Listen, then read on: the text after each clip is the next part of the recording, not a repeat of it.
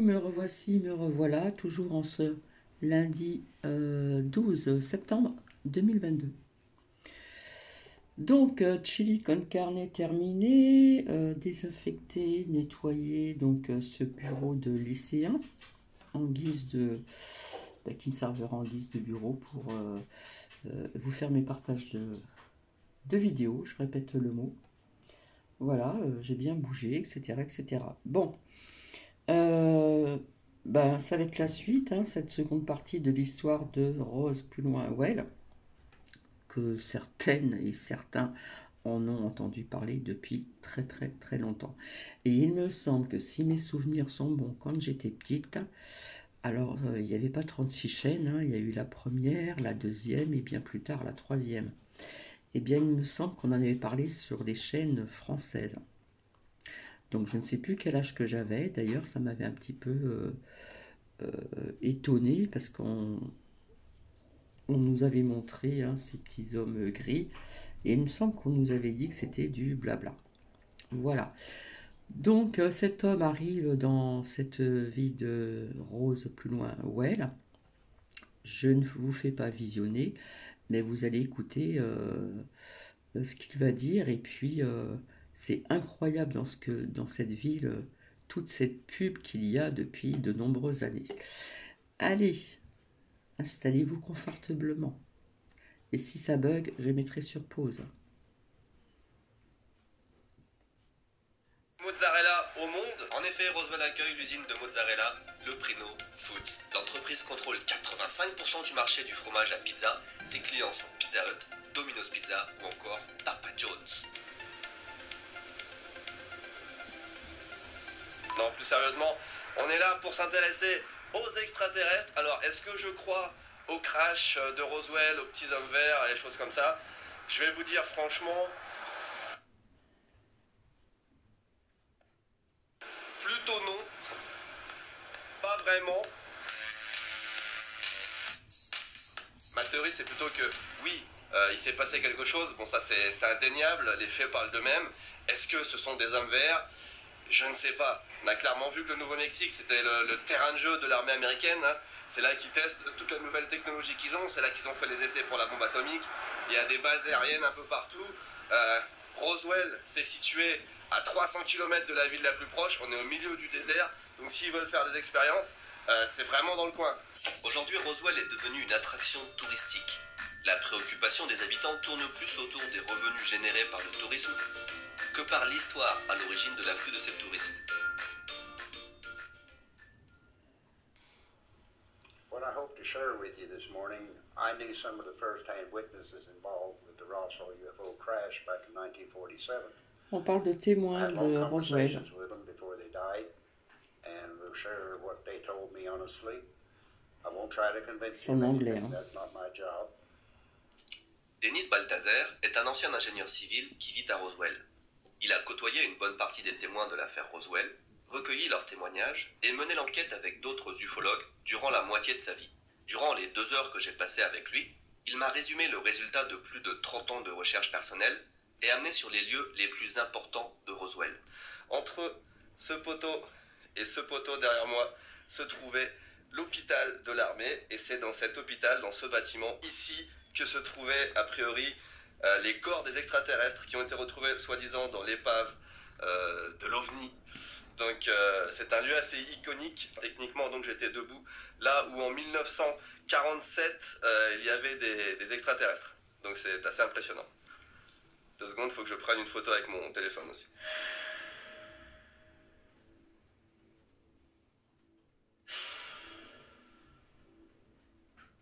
Et si on regarde derrière moi, c'est une des pièces maîtresses de l'affaire Roswell. C'est un des derniers bâtiments qui est encore debout. C'est là apparemment que les extraterrestres, au nombre de 4, ont été exportés de Roswell après qu'on les ait retrouvés. Ils ont été déplacés dans l'Ohio. Et maintenant, ils sont apparemment dans la zone 51. Mais quand ils ont été sortis de Roswell et amenés en Ohio, les corps des extraterrestres ont été entreposés dans cet immeuble, supposément. Ce que je retiens de cette expérience, c'est que lire des articles ou regarder des vidéos sur un sujet, c'est très différent que de parler à quelqu'un qui connaît l'histoire sur le bout des doigts, qui a réponse à tout et qui est très convaincant. Dennis est un adepte de la théorie du complot. Il est certain que les aliens se sont écrasés près de Roswell et que l'armée essaye tant bien que mal d'étouffer l'affaire. Pour moi, c'est l'agent Mulder de X-Files dans la vraie vie. Et un poil plus vieux. Et le fait est que Dennis se pose des questions très intéressantes dont voici selon moi les plus pertinentes. Question. En 1947, il était fréquent de récupérer des ballons météo. Ceux-ci étaient même tagués et les propriétaires de ranch savaient quoi faire et qui appeler s'ils en trouvaient un. Brazel et ses voisins savaient reconnaître un ballon météo. Donc pourquoi ont-ils cru que c'était quelque chose d'autre? Réponse.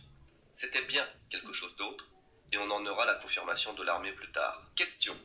Les soldats qui ont récupéré les débris étaient l'élite de l'armée américaine. Les seuls autorisés à manipuler l'arme nucléaire. Comment ont-ils pu, eux, assimiler les débris trouvés à un vaisseau spatial si c'était autre chose? Pas de réponse. Question. Pourquoi les témoignages qui parlent des corps retrouvés décrivent la même morphologie alors que les témoins viennent de milieux différents et ne se connaissaient pas? Réponse.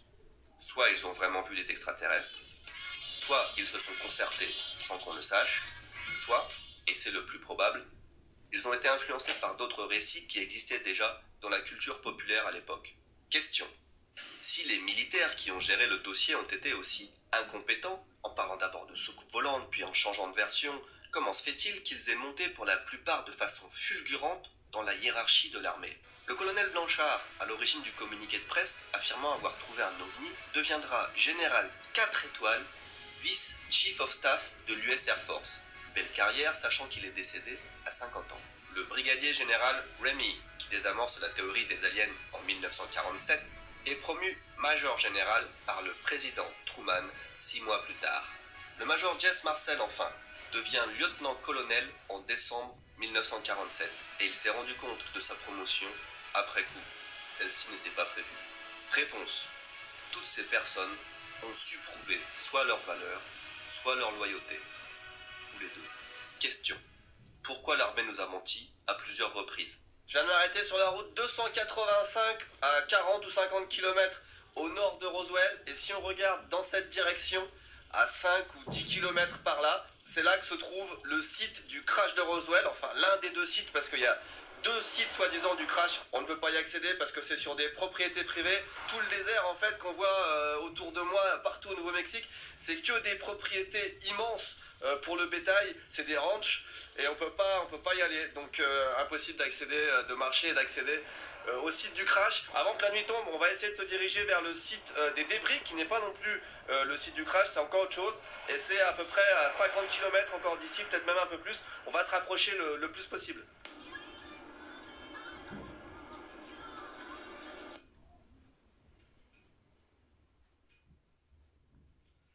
Et c'est ici que notre périple s'arrête. Comme vous le voyez, je ne suis pas arrivé avant le coucher du soleil. Derrière moi, à quelques kilomètres, se trouve le site des débris, le fameux site où tout a commencé, où l'affaire de Roswell a commencé. On est à peu près à 150 km au nord-ouest de Roswell et à quelques kilomètres au sud de la petite ville du village de Corona. Alors derrière moi, une fois encore, c'est une propriété privée. On ne peut pas rentrer, on ne peut pas accéder aux débris. Je sais qu'il y a quelques mois, les propriétaires du terrain ont ouvert une fois les portes aux touristes pour marquer le coup. J'étais pas au courant de l'occasion, sinon je pense que j'aurais pris un billet d'avion depuis le Japon exprès. Mais voilà, c'est l'endroit le plus proche auquel on peut accéder. Je pense qu'on aura vu aujourd'hui les gros sites qui ont marqué l'histoire de Roswell. Je suis extrêmement content d'avoir pu découvrir ça avec vous. Ce que j'ai découvert hier et aujourd'hui, c'était 2 des endroits que je voulais faire depuis très très longtemps, donc je suis extrêmement content de ce voyage. Les gens ici au Nouveau-Mexique ont été extrêmement sympathiques avec moi et le voyage n'est pas fini parce que je suis là encore pour 3 jours, donc prochaine vidéo, autre chose. Vous savez, il y a encore énormément de choses à voir au Nouveau-Mexique. Cet endroit des États-Unis est absolument formidable. Je m'arrête là parce que cette conclusion est déjà trop longue. Merci à tous d'avoir regardé cette vidéo jusqu'ici. Il est maintenant temps pour moi de vous présenter mes conclusions. Mais avant ça, il faut quand même que je vous parle de la conclusion officielle de l'affaire Roswell, parce que oui, il y a une conclusion officielle qui émane de l'armée américaine, de l'US Air Force. J'ai nommé le projet Mogul. Dans les années 90, l'armée américaine a publié 2 rapports officiels expliquant que l'origine du crash de Roswell n'était en fait pas un ballon météo, comme il l'avait dit au départ, mais le fait d'un ballon du projet Mogul. Le projet Mogul, c'est un projet qui s'est déroulé entre fin juin et début juillet 1947, dont le but était d'envoyer de très très gros ballons en haute altitude pour espionner la Russie à l'aide de matériel d'écoute. Ce que les Américains cherchaient à savoir, c'est si les Russes étaient en train de développer la bombe atomique ou pas, s'ils étaient en train de faire des essais nucléaires ou pas. Et en envoyant des ballons très très hauts, les Américains étaient censés pouvoir écouter ce qui se passait jusqu'en Russie, entendre s'il y avait des détonations nucléaires. C'est un projet qui a rapidement été abandonné par la suite au profit de nouvelles technologies pour détecter l'activité sismique, ce qu'on utilise encore aujourd'hui. Mais voilà, l'explication qui a été donnée, c'est que l'un de ces gros ballons du projet Mogul s'est écrasé début juillet dans le ranch de Brazel. Alors c'est l'explication parfaite, puisque ça explique tous les témoignages qui ont dit que les débris qu'on a retrouvés n'étaient pas ceux d'un ballon météo, puisque ça n'était pas ceux d'un ballon météo. Et ça explique aussi que l'armée ait dû mentir pour cacher les activités, puisque le projet Mogul, pendant la guerre froide, était un projet classé top secret. Alors évidemment, ça n'explique pas tout, ça n'explique pas de nombreux témoignages, notamment ceux qui parlent des corps qu'on a vus. L'armée explique ça en disant qu'ils faisaient aussi à cette période des tests en lâchant des crash test dummies, les espèces de mannequins qui absorbent les chocs pour tester un petit peu ce qui se passe quand on se prend des gros trucs dans la gueule. Et ils ont dit qu'ils lançaient ce genre de mannequins depuis haute altitude pour voir l'impact que ça avait sur le corps. C'est une explication qui ne convainc pas la majorité des ufologues, puisque ces mannequins étaient utilisés dans l'armée à partir du 1953 seulement, soit 6 ans après l'incident de Roswell, mais l'armée explique ça par le fait que, et ça paraît logique encore une fois, tous les témoignages datent de plus de 30 ans après les événements, et la mémoire des gens, surtout que ce sont des personnes âgées qui ont témoigné, peut amener à confondre des éléments qui se sont passés en 1947 et plus tard dans les années 50, pourquoi pas. Pour certains qui ont mené l'enquête, il y a aussi d'autres choses qui ne collent pas vis-à-vis du projet Mogul, à savoir que le ballon qu'ils ont envoyé, soi-disant le ballon numéro 4 selon l'armée, avait été annulé tout simplement, et en plus, même s'il n'avait pas été annulé, il était programmé pour le 4 juin, et ce sont des ballons qui sont censés voler juste quelques heures, 1 ou 2 journées, peut-être pas plus. Alors les retrouver 1 mois après dans un ranch, ça fait long, ça fait un très très gros laps de temps pour un ballon comme ça. Alors peut-être qu'il s'agissait d'un autre ballon, le ballon numéro 9 par exemple, qui était envoyé début juillet, n'a jamais été retrouvé par l'armée non plus. Peut-être qu'ils ont fait une erreur dans les chiffres, laissons-leur le bénéfice du doute. En tout cas, le projet Mogul, c'est un petit peu le projet qui vient conclure cette affaire. C'est assez convaincant, on a envie d'y croire, et effectivement, beaucoup de gens y croient. Gardez à l'esprit que je vous ai montré juste les éléments et les témoignages qui me paraissaient les plus importants, mais il y a beaucoup d'autres choses qui viennent s'ajouter au dossier. On pourrait avoir des piles et des piles comme ça d'informations qui s'entassent. Je crois que les enquêteurs ont interrogé comme 350 témoins, ce qui est énorme, dont certains témoins qui étaient éloignés de l'affaire. Tous les témoignages, évidemment, ne vont pas exactement dans le même sens. C'est très difficile de démêler le vrai du faux. C'est difficile aussi de s'imaginer qu'il y ait autant de mensonges ou de faits qui sont rapportés de façon un petit peu aléatoire. On ne sait pas ce que les personnes ont à y gagner, puisque quand une personne témoigne, elle affirme qu'elle n'a pas reçu d'argent et que ça n'est pas bénéfique pour elle de témoigner, de dire qu'elle a vu par exemple les extraterrestres. Et on se dit d'ailleurs que avec son voisinage, ses collègues de travail, c'est plus forcément facile après, une fois qu'on dit qu'on a vu des extraterrestres, la vie peut être amenée à changer. Donc pourquoi autant de témoignages qui vont dans ce sens-là?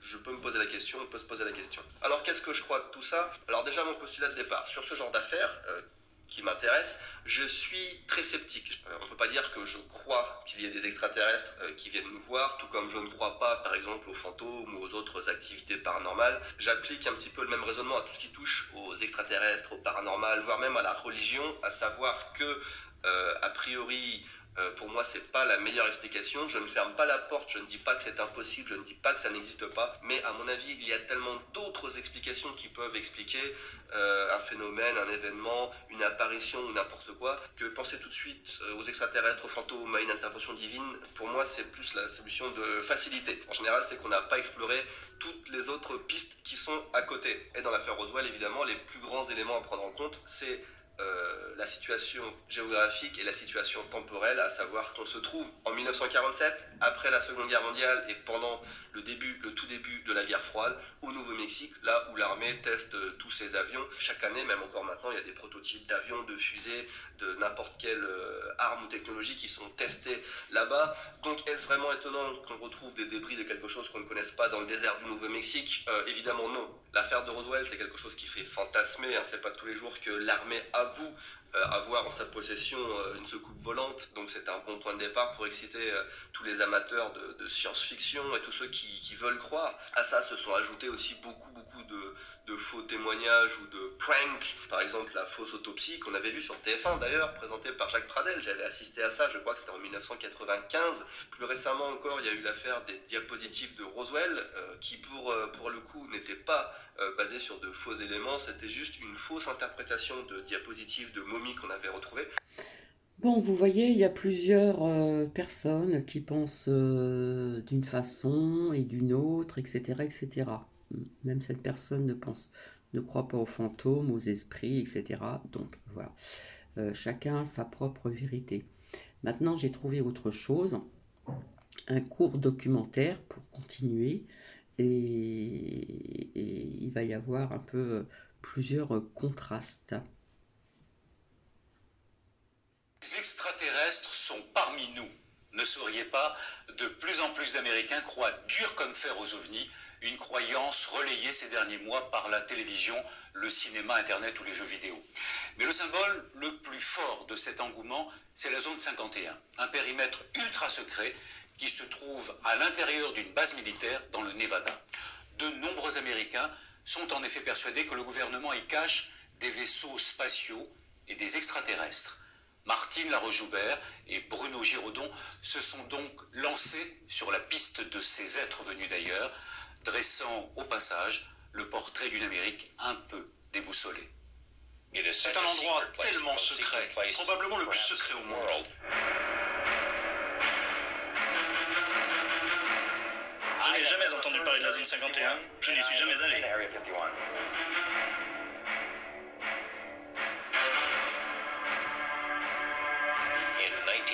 En 1984, le gouvernement a exproprié 36 000 hectares autour de la base. Donc les citoyens américains ne pouvaient plus voir cette base. Et tout le monde s'est demandé pourquoi.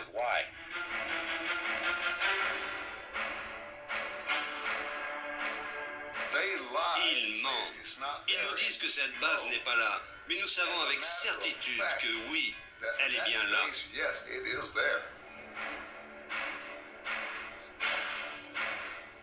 On a commencé à entendre des histoires de soucoupes volantes. Je me suis dit que c'était absurde. Mais j'ai voulu étudier la question. Et plus je l'étudiais, plus je trouvais des gens qui disaient avoir entendu des choses sur cette base.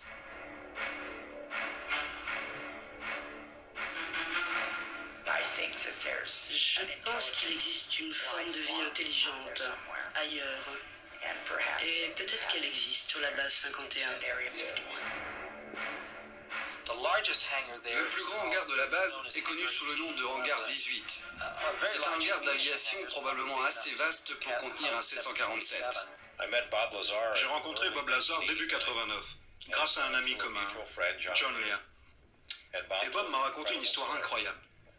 Je me suis dit que si seulement une toute petite partie de cette histoire était vraie, ce serait probablement le plus grand scoop de tous les temps. George Knapp, journaliste à Las Vegas. C'est lui qui révèle au grand public le mystère de la zone 51 dans le Nevada. Il y a 9 soucoupes volantes, des disques volants qui sont d'origine extraterrestre. Autre vedette de ce dossier, Bob Lazar. D'abord filmé dans l'ombre pour des raisons de sécurité, puis à visage découvert, il se prétend physicien, affirme avoir travaillé près de la zone 51 et vu des militaires étudier des vaisseaux spatiaux dans des hangars sous la montagne. Et les hangars sont tous reliés les uns aux autres par de grandes ouvertures pour passer de l'un à l'autre. Donc au total, j'ai vu 9 vaisseaux spatiaux. Et tous étaient différents. Comme s'ils avaient la gamme complète. Est-ce que vous avez menti sciemment lorsque vous avez déclaré avoir vu fonctionner la propulsion antigravité? Non.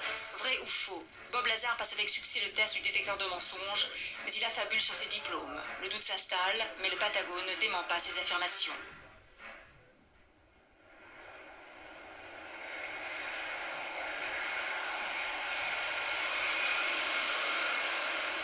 en savoir plus, nous profitons d'une journée portes ouvertes sur la base aérienne de Nellis à Las Vegas. Nous sommes ici à 250 km de la zone 51.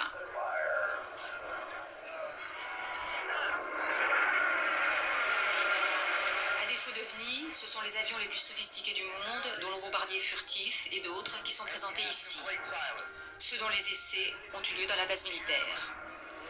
Mais l'armée fait tout pour épaissir le mystère de la base 51 en refusant de répondre à nos questions. Tout le monde ici parle de la zone 51. Je ne peux rien dire, c'est quelque chose dont on ne parle pas.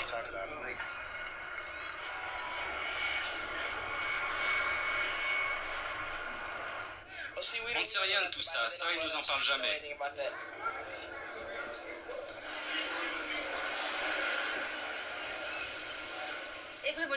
Tout le monde parle de la zone 51. Vous savez quelque chose à ce sujet? Je ne peux pas répondre à vos questions. Pourquoi? Je ne peux pas répondre à vos questions. Unique opportunité pour apercevoir de loin la zone 51, à 50 km, après 2 heures de marche dans la montagne. En 1995, le gouvernement a encore agrandi le périmètre de sécurité, mais les curieux affluent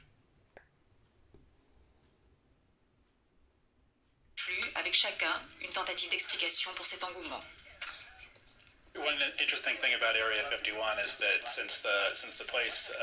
des choses intéressantes à propos de la base 51, c'est que, étant donné que la base n'a jamais eu d'existence officielle et qu'on n'a jamais donné la moindre information à son sujet, cela laisse libre cours à l'imagination des gens. Ils peuvent inventer ce qui pourrait être là. Au lendemain de la guerre froide, maintenant que les Russes ne sont plus nos ennemis, qu'il n'y a plus de menaces extérieures, il est intéressant de voir qu'on s'intéresse maintenant énormément aux ovnis.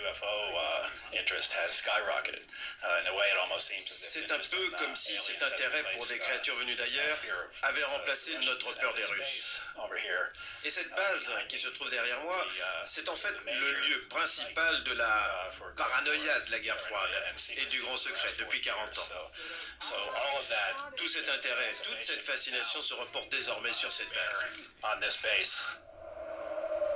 Rachel, au cœur de l'Amérique profonde, une centaine d'habitants, la plupart retraités.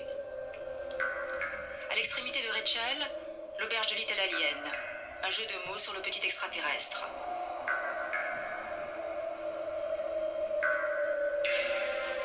Le rendez-vous des curieux, mais aussi de tous ceux qui attendent l'arrivée de l'apocalypse avec le débarquement des extraterrestres.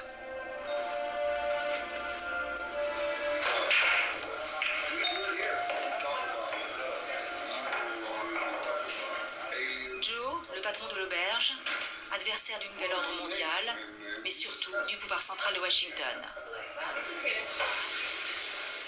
Pat, sa femme, mariée avec lui depuis 16 ans, partage ses idées politiques et croit farouchement aux extraterrestres. Tous deux accueillent avec chaleur les fanatiques venus des 4 coins des États-Unis, échafaudent des hypothèses, recueillent des confidences, s'échangent des photos plus ou moins mystérieuses.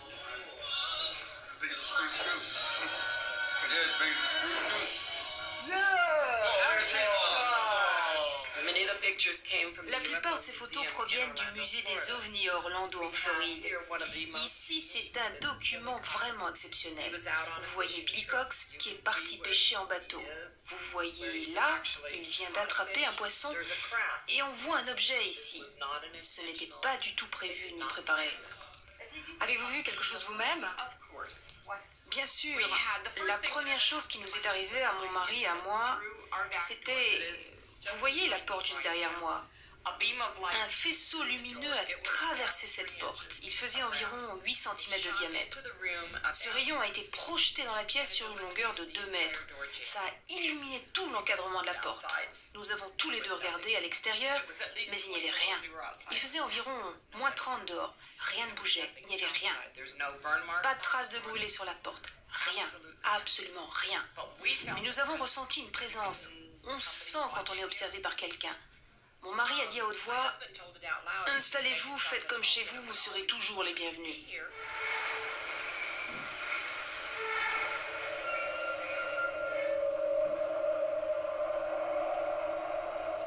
Des extraterrestres cachés dans la montagne, avec la complicité du gouvernement, une obsession partagée par un grand nombre d'Américains, persuadés qu'on leur cache la vérité. Tous les gouvernements du monde maintiennent les peuples dans l'obscurité sur ce qui est important. Mais qu'est-ce qu'ils cherchent? Pourquoi laissent-ils les gens dans l'obscurité? C'est ça, la vraie question. C'est ce désir, cette volonté de savoir qui hante tous les peuples de la Terre. Qu'on nous laisse donc travailler main dans la main. Et peut-être arriverons-nous à trouver une solution. Mais qu'est-ce qui nous manque? Ce qui nous manque, c'est la vérité. C'est ça qui nous manque. Et c'est pour ça que les chercheurs de vérité viennent ici pour tenter de glaner un soupçon de vérité dans une conversation, dans un débat. Principaux accusés de la dissimulation de la vérité, le pouvoir central et les présidents des États-Unis. Dans le même mouvement de révolte, on mêle aussi la tentative par ce pouvoir d'interdire la vente libre des armes. Le bar de Little Alien, mélange de petite politique et de petit business. Nous avons des panneaux pour les piétons qui sont rigolos. Ici, sur l'étagère du haut, nous avons plusieurs types d'extraterrestres. Nous avons le grand modèle et nous en avons aussi de plus petits. Et ça, c'est un de mes trucs préférés. C'est un sweatshirt, mais je le vends aussi en t-shirt. Et ça dit « Occupez-vous bien de la terre ou nous le ferons ». C'est un message assez percutant.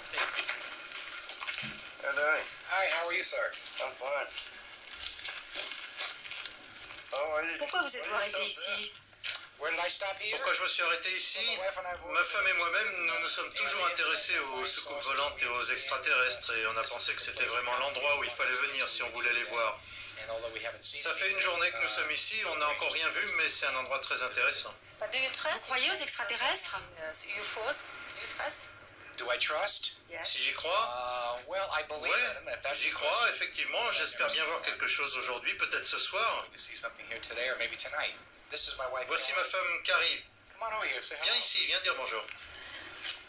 Et vous? Vous croyez aux soucoupes volantes et aux extraterrestres? Je ne sais pas quelle forme et quelle taille ils auraient. Je ne crois pas qu'ils ressembleraient à toutes ces photos qu'on voit avec ces têtes d'insectes. Je crois à l'infini de l'espace et du temps. Nous ne sommes pas seuls dans l'univers. Nous sommes ici à une dizaine de kilomètres de la base militaire. Carrie et John, experts en assurance de Chicago, suivent le chemin obligé des amateurs d'extraterrestres.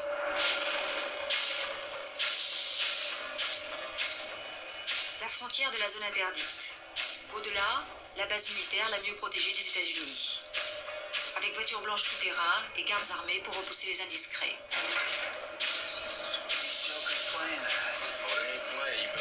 Une base de près de 10 000 km².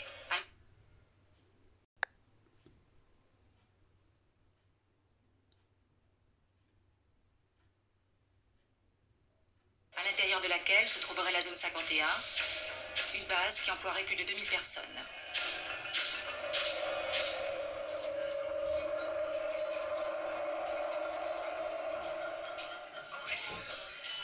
Lorraine, la mémoire de Rachel, la meilleure amie de Pat.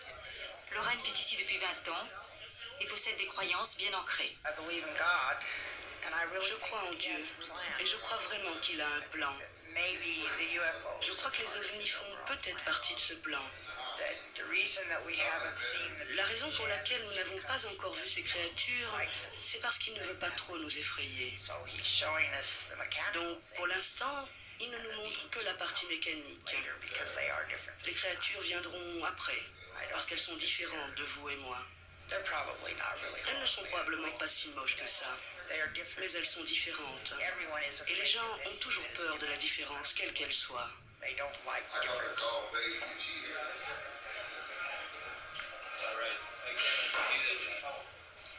Un habitué du bar, Chuck, nous demande de l'accompagner pour se prêter à son jeu favori. Je déteste voir ces gens qui harcèlent les gardes. Parce que jusqu'à présent, on a eu beaucoup de chance. Il n'y a pas eu d'accident, mais un jour ou l'autre, on tombera sur la personne sur 10 000 qui appuiera sur la gâchette. Et là, ça va faire mal.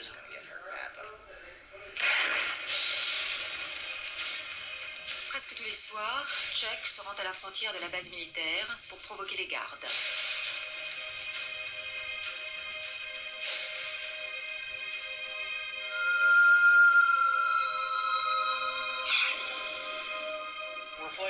On est en train de jouer à un petit jeu. Je l'éclaire, il m'éclaire, et on voit qui se fatigue le premier. Ma lumière est un peu plus vive que la sienne, donc c'est probablement lui qui abandonnera le premier. La nuit dernière, nous avons fait la même chose, et en moins d'1 minute, il a fait marche arrière et il a disparu. Il n'a même pas allumé son projecteur.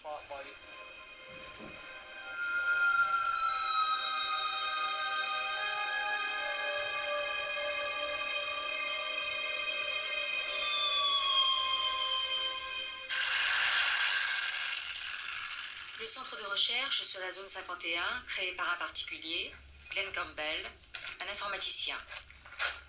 Dans ce village où tout le monde y croit, il est le pourfendeur des légendes. Rachel se trouve juste à côté d'un des plus grands centres d'exercice de guerre du monde libre. Tous les avions, tous les pilotes de combat viennent ici s'entraîner au largage de bombes, aux combats entre avions de chasse et aux attaques aériennes de toutes sortes. Et tout ça au-dessus de Rachel, juste au-dessus de cette capitale des ovnis. Ceci provoque beaucoup de lueurs dans le ciel. Cela produit des flamboiements, des éclats de lumière très vifs, des bombardements. En fait, tout ce que l'on voit habituellement à la télévision quand il y a des guerres. Ça vous donne de très bons ovnis si vous avez envie de voir des ovnis. Je dis souvent qu'en fait, c'est lors de la première nuit ici que l'on voit le plus d'ovnis. Moi, personnellement, j'habite ici depuis 2 ans et demi et je n'ai jamais vu quoi que ce soit d'inexplicable.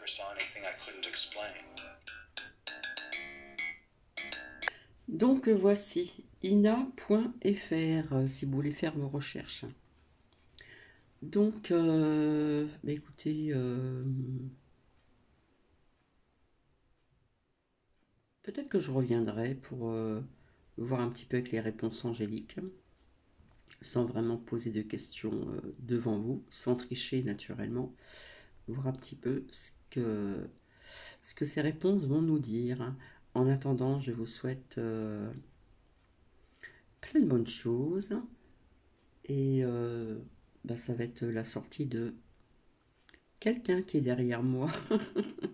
C'est Nouki, voilà. Voilà, j'ai la joue qui se dégonfle un petit peu.